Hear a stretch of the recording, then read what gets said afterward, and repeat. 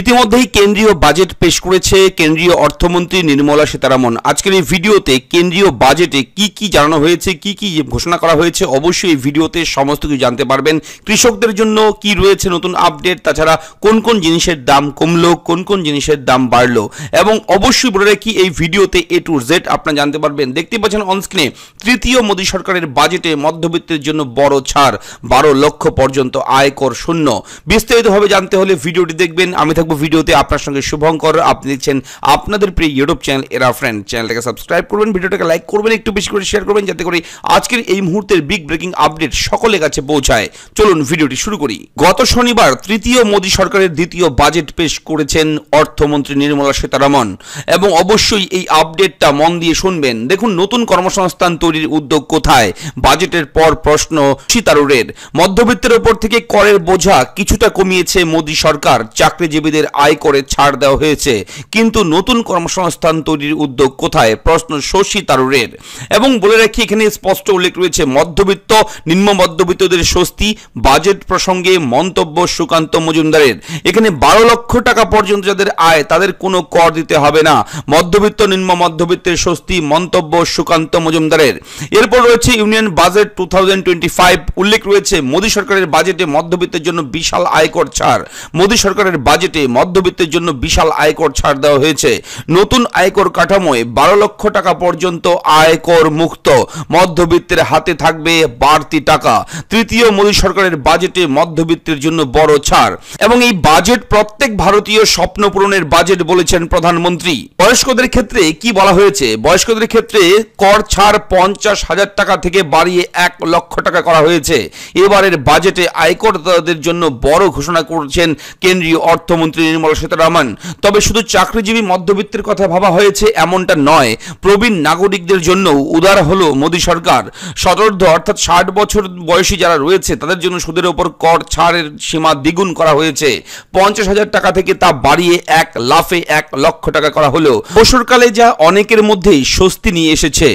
এরপরে যে আপডেট রয়েছে সেটা হচ্ছে অবশ্যই বারবার কিন্তু বিহারের নাম উঠে এসেছে কেন্দ্রীয় বাজেটে। নির্মলা সীতারামনের 77 মিনিটের বাজেট ভাষণে বারবার উঠে এলো বিহারের নাম, এবং বলে রাখি এই বিষয়টা নিয়ে কিন্তু বিরোধীরা কটাক্ষ করেছে এবং একে বিহার বাজেটও বলেছেন। এবং বলে রাখি এরপর মধুবনী শাড়ি পরে বাজেটে বিহারের জন্য ঢালাও বরাদ্দ নির্মলার। জানিয়ে রাখি তৈরি হবে national institute of food technology, 4টি গ্রিনফিল্ড এয়ারপোর্টের সবুজ সংকেত। জীবন বীমায় কি রয়েছে আপডেট? জীবন বীমায় এবার 100% প্রত্যক্ষ বিদেশি বিনিয়োগ।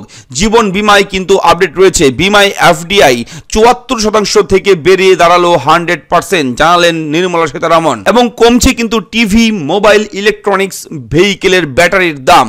বলে রাখি সস্তা হবে চামড়াজাত দ্রব্য, ফ্রোজেন ফিশ। বাজেটে ঘোষণা কেন্দ্রীয় অর্থমন্ত্রীর।